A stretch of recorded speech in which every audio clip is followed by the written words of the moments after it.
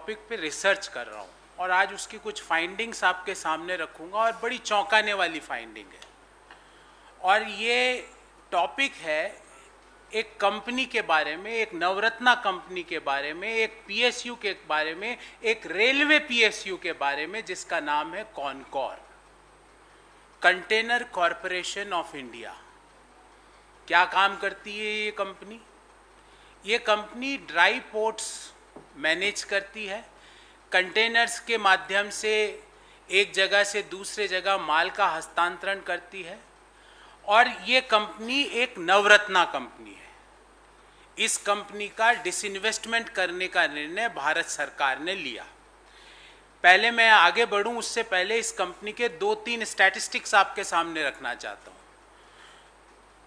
1989 में इस कंपनी का बिजनेस स्टार्ट होता है। इस कंपनी के पास 60 इनलैंड कंटेनर डिपोज हैं। इनलैंड कंटेनर डिपोज मतलब जहाँ पे जैसे एक तुगलकाबाद में है, जहाँ पे आपके पास में एक जगह है, एक ज़मीन है जो किससे मिली है उसके बारे में विस्तार से चर्चा करेंगे। ये आज की तारीख में इसके पास 60 इनलैंड कंटेनर डिपो है। इस वर्ष मौजूदा फाइनेंशियल ईयर 2021 में इस कंपनी का नेट प्रॉफिट रहा 503 करोड़ रुपया। नेट प्रॉफिट, लॉस में नहीं है। और इससे पहले के भी कंटिन्यूअसली प्रॉफिट मेकिंग कंपनी है। हर साल दर साल ये कंपनी प्रॉफिट दिखा रही है। हर साल दर साल ये कंपनी डिविडेंड्स डिक्लेयर कर रही है। ये कंपनी लॉस मेकिंग नहीं है। मौजूदा वित्तीय वर्ष 2020-21 में इस कंपनी ने 304 करोड़ का डिविडेंड डिक्लेयर किया और इस कंपनी का 54.8% हिस्सा भारत सरकार के पास है। 54.8% of shareholding is with Government of India and 45.2 is with other entities including private people, including financial institutions. ये इसकी शेयर होल्डिंग पैटर्न है। इस कंपनी की मौजूदा मार्केट कैप है लगभग 40,000 करोड़। ये इसकी वैल्यूएशन है शेयर मार्केट में 2020-21 में जो डाटा आया उसके हिसाब से। अब सरकार ने यह निर्णय लिया कि वो अपनी 54.8% जो हिस्सा है कॉनकर का, उसमें से 30.8% हिस्सा एक प्राइवेट पार्टी को डिसइन्वेस्ट करेगी और इसको इस कंपनी का स्ट्रेटेजिक कंट्रोल दे दिया जाएगा। ये सरकार ने निर्णय लिया। अब निर्णय लेने के बाद सुनिए, ये कंपनी कहाँ ऑपरेट करती है? हजारों एकड़ की जमीन इस कंपनी के पास कहां पर है? रेलवे साइड के आसपास। देश के 60 इनलैंड कंटेनर डिपो में से 24 इनलैंड कंटेनर डिपो किसके हैं? भारतीय रेल की जमीन पर। और भारतीय रेल 2020 से लीज लेती है 6% of market value of land per year lease लेती है इनसे। अब क्या प्रपोजल आ रहा है? क्या सरकार सोच रही है कि इस लीज को 6% को 2 से 3% कर दिया जाए। ये मैं नहीं बोल रहा, ये भारत सरकार का प्रपोजल है जो उनकी सोच है। और ये सोच कह रही है कि पहले लीज होती थी 5 वर्ष की, अब लीज दे दी जाए 35 साल की। आप समझिए, आप पूरा, अभी इस कंपनी में और भी कई लोग आने वाले हैं और कौन कौन आने वाले हैं आपका अंदाजा बिल्कुल सही है। 35 साल की लीज 2 से 3 पर 6% की लीज को 2 से 3% पे कर दिया गया। मैं आपके सामने ये रेलवे बोर्ड का लेटर भी लेके आया हूं जिसमें लिखा गया है कि 1/4/2020 से ये कंपनी पर 6% लीज रहेगा। ये मैं आपको एनेक्शन में रेलवे बोर्ड का लेटर देने वाला हूं। और अब सोच ये हो रही है कि ये 6% जो लीज ली जाती थी उसको 2 से 3% कर दिया जाए और जो लीज पीरियड 5 वर्ष था उसको 35 वर्ष कर दिया जाए। और तो और 99% जो 35 साल की लीज है उसको अपफ्रंट ले लिया जाए। अर्थात क्या होगा इसके द्वारा? 99% जो लीज वैल्यू अपफ्रंट भारत सरकार की जो मिनिस्ट्री ऑफ रेलवे अपनी जमीन के ऊपर लेगी तो उससे उससे इस कंपनी को लगभग 7,000 से 8,000 करोड़ का पेमेंट करना पड़ेगा। इस कंपनी के पास 2,500 करोड़ के तो कैश रिजर्व्स है, पर 3.5 से 4,000 करोड़ वो लोन लेगी। अभी ध्यान रहे, इस कंपनी के पास 1 रुपए का भी लोन नहीं है, अभी डेट फ्री कंपनी है, प्रॉफिट मेकिंग कंपनी है, कंसिस्टेंटली डिविडेंड पेइंग कंपनी है।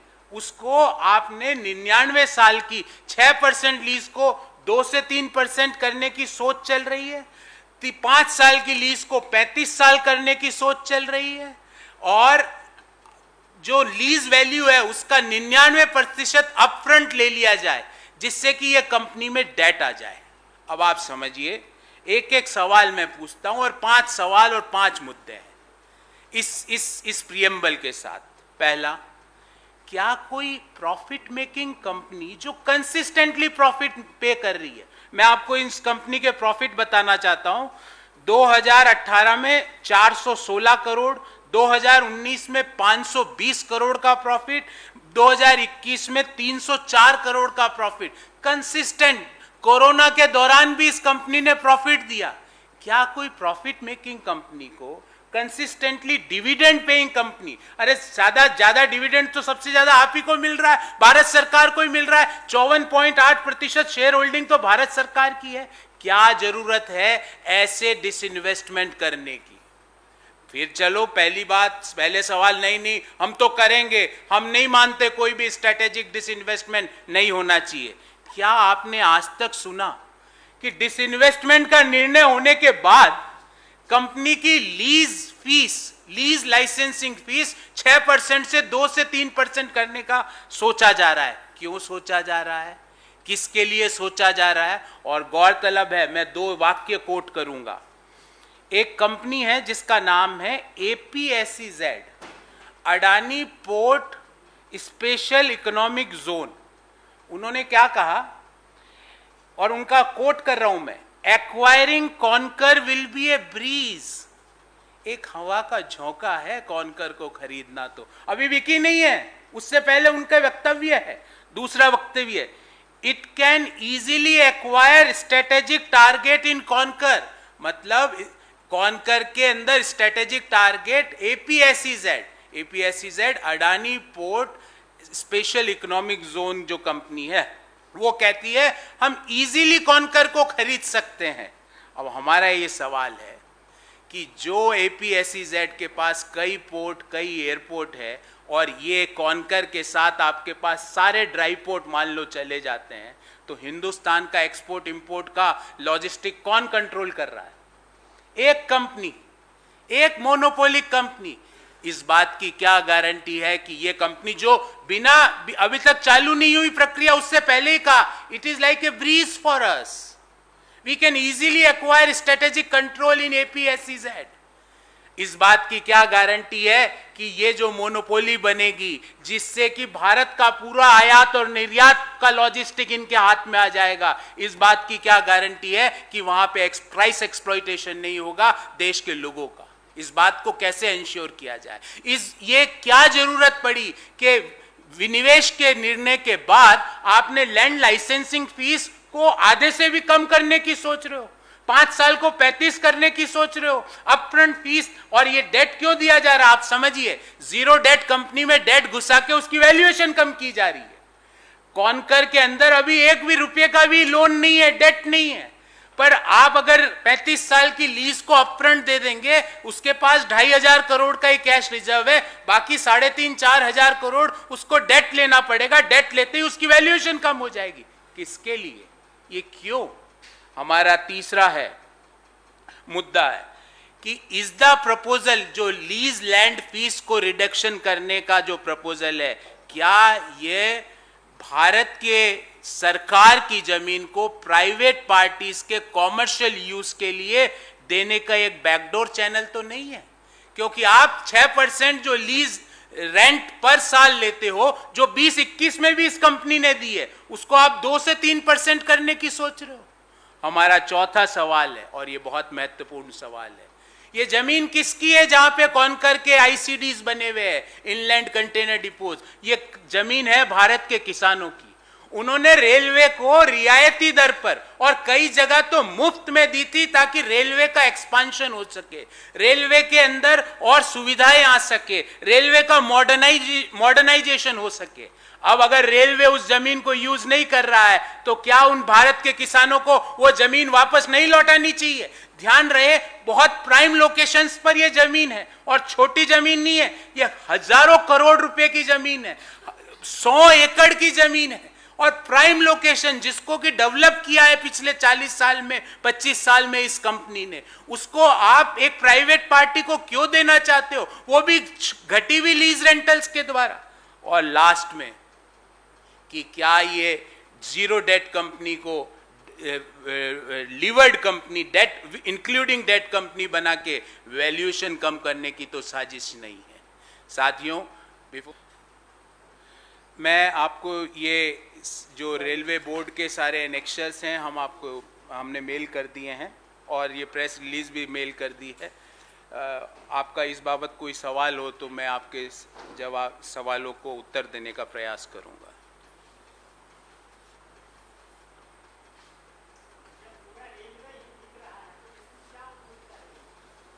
रेलवे नहीं बिक रहा है, ट्रेनें बिक रही है, स्टेशन बिक रहे हैं। ये जमीन है, ये भारत के किसानों की जमीन है। ये भारत के किसानों ने रेलवे को रियायती दर पर और कई जगह मुफ्त में दी थी। आप उनकी जमीन को कोई प्राइवेट पार्टी को कॉमर्शियल यूज करके प्रॉफिट कमाने के लिए नहीं दे सकते।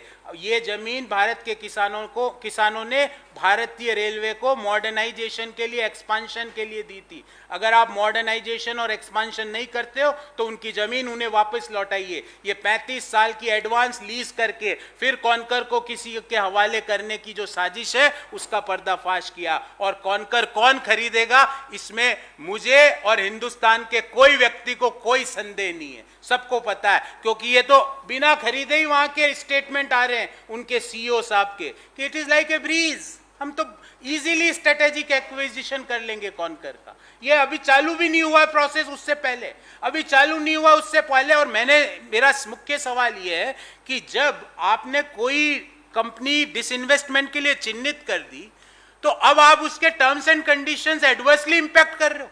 6% लीज रेंट जो उस जमीन की है उसको 2% कर रहे हो और 2% करके भी ये कह रहे हो कि 35 साल की लीज हमें अपफ्रंट दे दी जाए। क्यों? आप क्यों करना चाहते हो ऐसे? ये सब ये सीरीज ऑफ इवेंट्स दिखाते हैं कि किस तरह से एक प्रॉफिट मेकिंग कंपनी प्रॉफिट कमा रही कंसिस्टेंटली। ये कंपनी हर साल 350 करोड़ का डिविडेंड दे रही है।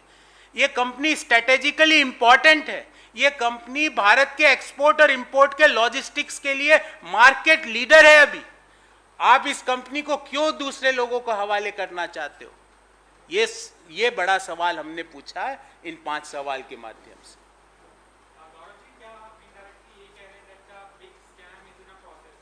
नहीं, मैं तो आपको डाटा आंकड़ा दे रहा हूं कि ये आपने कभी सुना ये ऐसा हुआ? मैं आपको समझाता हूं। मकान बेचने का आपने घोषणा कर दी, ठीक है। अब मकान बेचने से पहले जब आपने मकान को उस व्यवस्था में बेचने की घोषणा कर दी, उसके बाद में आप मकान को मॉडर्नाइज और रिनोवेट कर रहे हो। क्यों कर रहे हो? क्योंकि आपने तो घोषणा कर दी। आप क्यों कर रहे हो उसको? क्यों उसकी टर्म्स एंड कंडीशंस को चेंज कर रहे हो? ताकि कोई नया आदमी जो खरीदे उसको फायदा मिले। क्यों वो मकान में आप 6% मान लो 6% प्रति वर्ष उस मकान का भाड़ा देते थे। अब नया आदमी आए उससे पहले आपने कहा भाड़ा आप 2% ही जाओ। ये क्यों? आपने कभी सुना कि डिसइन्वेस्टमेंट का टारगेट घोषित होने के बाद आप टर्म्स एंड कंडीशंस को चेंज कर रहे हो? दैट इटसेल्फ शोज कि आपके मन में क्या है, आप किनको फायदा पहुंचाना चाहते हो। मैं आपको यह कह रहा हूं कि एक कंपनी जिसका नाम APSEZ है वो कहती है कि मैं कोट करता हूं, acquiring Concor will be a breeze. वो कोट करती है कि it can easily acquire strategic target that is Concor. क्यों भाई? आप ऐसे इजीली, आपको क्या हिंट मिला? किसने हिंट दिया? कब हिंट दिया? और ये कैसे हिंट मिल गया आपको कि आप इजीली, आपके लिए हवा का झोंका है कॉनकर खरीदना? वो वो वो वो कंपनी जो पिछले 35 साल से 40 साल से देश के एक्सपोर्ट इंपोर्ट की लॉजिस्टिक्स को हैंडल कर रहा है, उसको आप कह रहे हो तो हम यूं ही चलते फिरते खरीद लेंगे, डोंट वरी। जो कंपनी कंसिस्टेंटली गवर्नमेंट को डिविडेंड्स दे रही है, इसको आप क्यों बेचना चाह रहे हो? और बेचने का आपने निर्णय कर लिया तो आप अपने ही 2020 का, ये मैं आपको लेटर एनेक्शन में दे रहा हूं, इस 2020 के लेटर में लिखा हुआ है 6% लीज रेंटल मिलेगा। अब आप 2 से 3% करना चाह रहे हो, ये आपकी सोच है। ये लेटर दोनों रेलवे बोर्ड के, भारत सरकार के लेटर्स है, जिसमें लिखा हुआ है कि 6% लीज रेंटल मिलेगा। तो ये क्या दर्शाता है? ये दर्शाता है कि जो राहुल गांधी जी ने बार बार कहा कि बड़ी मोनोपोलीज या डियोपोलीज या ओलिगोपोलीज को आप जन्म देना चाहते हो। भारत के सारे संसाधनों को, भारत के सारे रिसोर्सेज को आप एक या दो या कुछ लोगों के हवाले करना चाहते हो। और जब ये कुछ लोगों के हवाले हो गया, मैं बोलता हूं, जब आपके पास पोर्ट आपके पास आ गए, एयरपोर्ट आपके पास आ गए, ड्राई पोर्ट आपके पास आ गए, अब आप बताओ कि अगर मैं एक्सपोर्ट इंपोर्ट की लॉजिस्टिक रोक दूं तो माल, जो सामान है कंज्यूमर के लिए, उसके भाव बढ़ेंगे कि घटेंगे? बढ़ जाएंगे।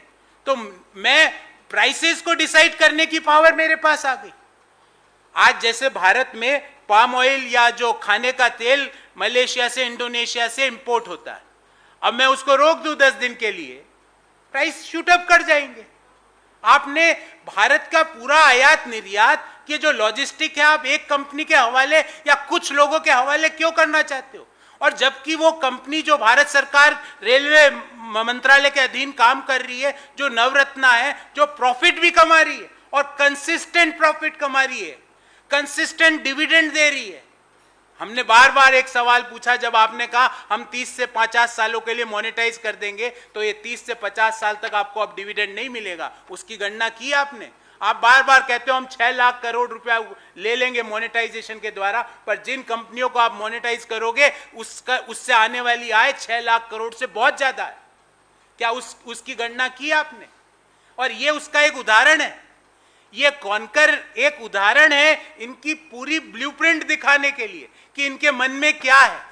ये ऐसे ही एक एक कंपनी को टारगेट करेंगे, उस कंपनी को और वीक करेंगे, प्रॉफिट मेकिंग कंपनी को वीक करके उसमें डेट घुसा के उसके वैल्यूएशन को कमजोर करके औने पौने दाम पे बेच देंगे। मैं आपसे एक सवाल पूछता हूं और बहुत महत्वपूर्ण सवाल है। कई लोगों ने मेरे से पूछा कि साहब ये एनएमपी अभी कोविड के मध्य ही क्यों आया, इसका क्या कारण है? और इसका कारण है अभी कैपेसिटी यूटिलाइजेशन देश का निम्नतम स्तर पे है, डिमांड लोवेस्ट स्तर पे है, लोगों के प्रॉफिट लोवेस्ट स्तर पे है। जब प्रॉफिट लोवेस्ट स्तर पे होगा तो आपके जो वैल्यूएशन होगा कंपनी का वो लोवेस्ट स्तर पे होगा। जब वैल्यूएशन लोवेस्ट स्तर पे होगा तो आप कंपनी को पकड़ा दोगे। ये राइट टाइम है आपका, जो जिसको हम क्लियरेंस सेल कह रहे हैं। क्यों क्लियरेंस सेल कह रहे हैं? क्योंकि आप पहले वैल्यूएशन को कम करते हो फिर आगे कंपनियों को पकड़ाते हो, और ये कॉन्कर उसका एक नमूना है। क्यों आप अपने ही 2020 के जो ऑर्डर है उसके खिलाफ जाके आप सोच रख रहे हो कि हम 2 से 3% कर देंगे लीज लाइसेंसिंग फीस? और ध्यान रहे, कॉन्कर के लिए लीज लाइसेंसिंग फीस और कोई भी लॉजिस्टिक बिजनेस के लिए लीज लाइसेंसिंग फीस, जो कि जमीन जो लॉजिस्टिक के लिए यूज करता है, ड्राई पोर्ट जो जमीन यूज करता है, वो मेजर कॉस्ट कंपोनेंट होता है।